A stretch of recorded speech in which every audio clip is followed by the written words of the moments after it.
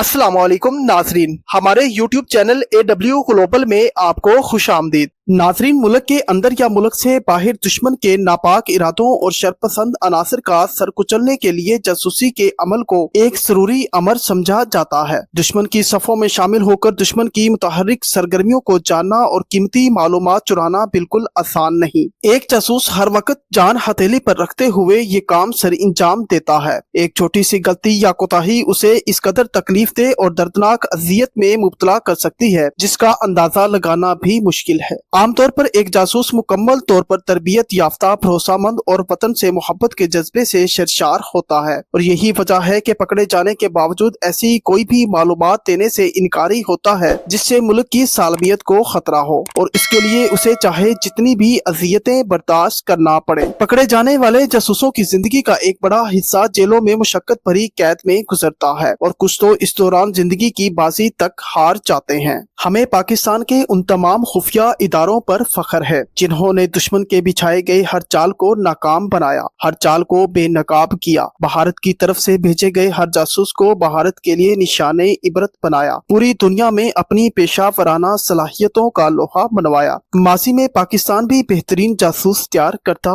आया है जिन्होंने अपनी तरबियत और पेशा वराना सलाहियतों के पेश नजर बेमिसाल दास्ताने रकम की हैं। दुश्मन के इरादों को भांपते हुए पाकिस्तान के अमन और सलामती में अहम किरदार अदा किया है। बदले में पाकिस्तान भी अपने इन जानबाज सिपाहियों की हिमायत में खड़ा रहा है। हर हाल में इन्हें अपना असासा समझा और पकड़े जाने पर भी इन्हें वापस लाने में हर मुमकिन कोशिश करता रहा है। इसके बरअक्स भारत अपने जासूस को उस वक्त तक अपना असासा समझता है जब तक वो पकड़ा ना जाए और उन्हें मालूमात फराहम करता रहे। पकड़े जाने के बाद भारत उसे अपना जासूस तस्लीम करने से इनकार कर देता है। इसे आजाद करवाने के लिए कोई पेशरफ्त या कदम नहीं उठाया जाता। मुकम्मल तौर पर उसे अपना शहरी तस्लीम करने से इनकार कर दिया जाता है। आज की इस वीडियो में हम आपको भारत के एक ऐसे जासूस की कहानी सुनाएंगे जो अपने दिमाग और चालाकी की बिना पर न सिर्फ पाकिस्तान आर्मी में शामिल हुआ बल्कि मेजर के ओहदे तक जा पहुंचा और इंतहाई हसास मालूमात अपने मुल्क तक पहुंचाता रहा। इसकी खिदमात को मद्देनजर रखते हुए भारत में उस वक्त की वजीर आजम इंदिरा गांधी ने इसे द ब्लैक टाइगर का खिताब दिया,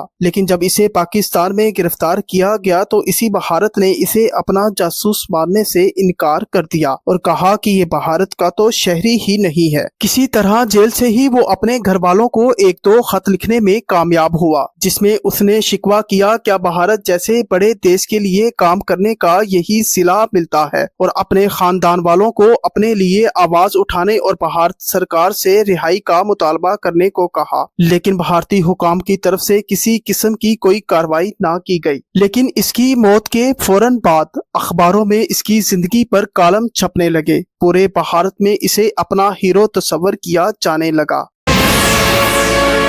रविंद्रा कौशिक 11 अप्रैल 1952 को भारत के इलाके श्री गंगानगर में पैदा हुआ। इसने JL बिहानी SD पोस्ट ग्रेजुएट कॉलेज से ग्रेजुएशन किया। अदाकारी का बेहद शौक था और इसीलिए थिएटर और अदाकारी के शोबे से मुंसलिक हो गया। थोड़े ही अरसे में बेहतरीन अदाकारी सलाहियतों की बदौलत मशहूर हुआ और मुल्क के मुख्तलिफ शहरों में अदाकारी के जलवे बखेरने लगा। इसके बचपन और जवानी का कुछ हिस्सा पाकिस्तान और भारत के दरमियान 1965 और 1971 में होने वाली जंगों के पसे मंजर में गुजरा था। इसी पसे मंजर ने इसके जज्बात बदल रखे थे। एक त्योहार के दौरान लखनऊ के एक कॉलेज में एक प्रोग्राम मुनक्किद किया गया जिसमें रविंद्रा कौशिक को भी परफॉर्म करना था। इस प्रोग्राम में इसने एक हिंदुस्तानी फौजी अफसर का किरदार अदा किया जिसने चीन को हिंदुस्तानी खुफिया राज देने से इनकार किया था। इस तकरीब में भारत के बड़े बड़े और नामवर लोगों को मदऊ किया गया था। भारत की खुफिया agency research and analysis wing यानी RA का एक अफसर भी इस तकरीब में शामिल था जो रविंद्रा की अदाकारी सलाहियतों से बेहद मुतासिर हुआ। इसकी अदाकारी की तारीफ करते हुए इसे अपने ऑफिस आने को कहा और दौरान मुलाकात RA के अफसर की तरफ से भारी मुआवजे के एवज RA के लिए इसे जासूसी करने की पेशकश की गई जिसे रविंद्रा ने कबूल कर लिया और आखिरकार 1973 में इसे रजाकाराना तौर पर RA में भर्ती कर लिया गया। रविंद्रा कौशिक को एक रिहायशी जासूस बनने की तरबियत दी जाने लगी जो 2 साल तक जारी रही। इसकी तरबियत تربیت میں اسلام مذہب کی تعلیمات، اردو اور پنجابی روانی سے بولنا اور لکھنا، پاکستان کے جغرافیہ، رہن سہن، رسم و رواج کے بارے میں آگاہی شامل تھی۔ ہندوستان میں اس کا سابقہ تمام ریکارڈ مٹا دیا گیا۔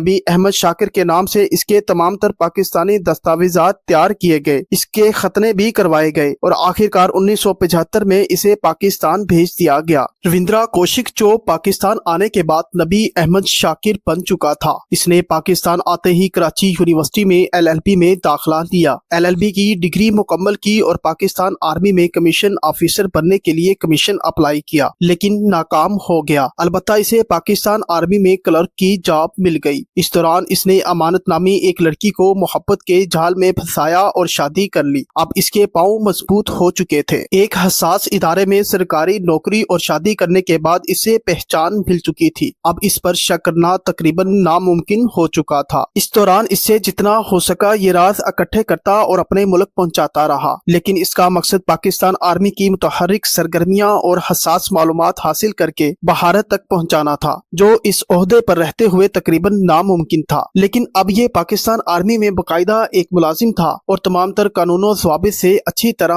واقف ہو چکا تھا۔ اور ایک دن اس نے پاکستان آرمی میں کمیشن حاصل کرنے کے لیے اخبار میں ایک اشتہار دیکھا، بطور کمیشن اپلائی کیا اور کمیشن حاصل کرنے میں کامیاب ہو گیا۔ کچھ ہی عرصے میں ترقی پا کر میجر کے عہدے تک جا پہنچا۔ اب یہ پاکستان آرمی کی اہم صفوں میں شامل ہو چکا تھا۔ امانت نامی خاتون سے اب اس کا بیٹا بھی پیدا ہو چکا تھا۔ تمام تیر نشانے پر لگ رہے تھے۔ ہر طرف سے خود کو مضبوط اور محفوظ بنانے کے بعد اس نے اپنے ناپاک ارادوں کی تکمیل کے خواب دیکھنے شروع کر دیے تھے۔ لیکن ناظرین، آپ نے ایک کہاوت تو ضرور سنی ہوگی، سیانی بلی کھمبا نوچے۔ یہی کچھ حال ہے بھارت کی خفیہ ایجنسی را کا۔ اپنے انپروفیشنلزم کی بدولت یہ ادارہ ہمیشہ کوئی نہ کوئی غلطی کرتا آیا ہے۔ شاید یہ پاکستان کی خفیہ ایجنسی ISI کی پیشہ ورانہ صلاحیتوں سے واقف نہیں، جسے پوری دنیا میں جانا اور مانا جاتا ہے۔ ہمارے ہر دل عزیز ادارے ISI کو اس جھوٹی شناخت والے نبی احمد شاکر کے ناپاک ارادوں کی بھنک پڑ چکی تھی، جس کے بعد اسے معلوم ہوئے بغیر اس کے گرد گھیرا تنگ کر لیا گیا، اس پر نظر رکھی جانے لگی تاکہ اس کے ساتھ ساتھ پورے نیٹ ورک کو بے نقاب کیا جا سکے۔ آخرکار اس کا پردہ اس وقت چاک ہوا جب بھارت کی طرف سے بیچے گئے کوریئر ایجنٹ عنایت مسیح کو پاکستان میں گرفتار کیا گیا۔ دوران تفتیش عنایت مسیح نے نبی احمد شاکر یعنی رویندرا کوشک کے بارے میں سب کچھ اگل دیا۔ عنایت مسیح کا نبی احمد شاکر سے رابطہ کروایا گیا۔ ویران اور سنسان پارک میں ایک ملاقات ارینج کی گئی، جس کے بعد 1983 میں اسے رنگے ہاتھوں گرفتار کر لیا گیا۔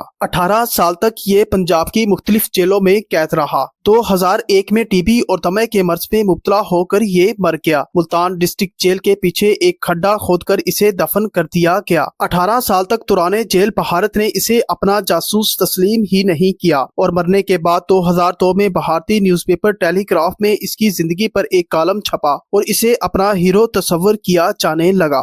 بعد میں رویندرا کوشک کی خدمات کو سراہتے ہوئے ایک تھا ٹائیگر کے نام سے بالی ووڈ میں ایک مووی بھی بنائی گئی۔ اس فلم میں سلمان خان نے رویندرا کوشک کا کردار نبھایا تھا۔ یہ تھی ہماری آج کی ویڈیو۔ مزید ایسی ویڈیوز دیکھنے کے لیے دیکھتے رہیے AW گلوبل۔ اجازت دیجیے، اللہ نگہبان۔